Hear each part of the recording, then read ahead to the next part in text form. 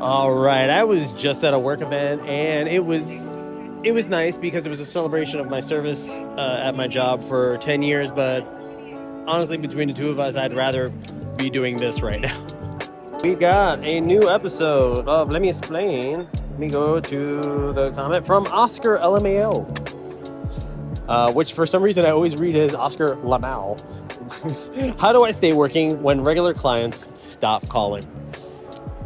As someone who's done client work for a number of years, it can be quite tricky. Then it becomes a struggle to know when the next job's going to come around, when the next paycheck is going to come through. It's the nature of the beast. It's just how it all operates. A couple of things that might help you: expanding your client base. Try to have as large of a client pool as you could possibly achieve by yourself. Someone will eventually call you, right, and offer you a job.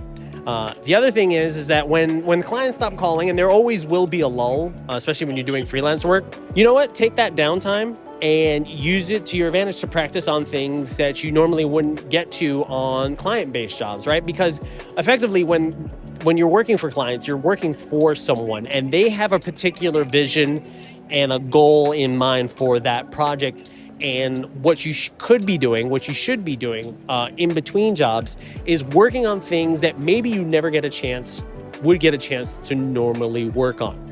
A fun exercise for me is reverse engineering shots that I see in film, TV, and even commercials, and then adding that to your reel, because that's going to be highly important, right? You're using this work to find more work, and one of the ways you can find more work is to show a breadth of work, a range of the work that you can create. Unfortunately, it is inevitable that you will find yourself in a lull and that the clients won't be calling for various reasons, and so that you need to just try to keep yourself busy. I was thinking about this question this morning and what it means to stay busy. And this analogy came to my mind when I was thinking about that, is that a blade dulls from too much use.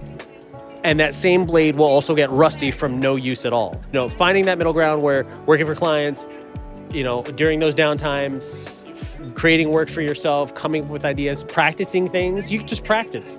Just, you know, come up, you know, call up a couple of friends, or, you know, ask around of whatever resources anybody has, and just make anything. It doesn't matter if it gets released or not, as long as it's something that allows you to keep the blade sharp without it getting dull and without it getting rusty. And that's what I got for you today, Oscar. Also, by the way, follow Oscar Lamau, an incredible DP, hardworking young man. Thank you so much for your question, Oscar. I appreciate it. See everybody on the next one.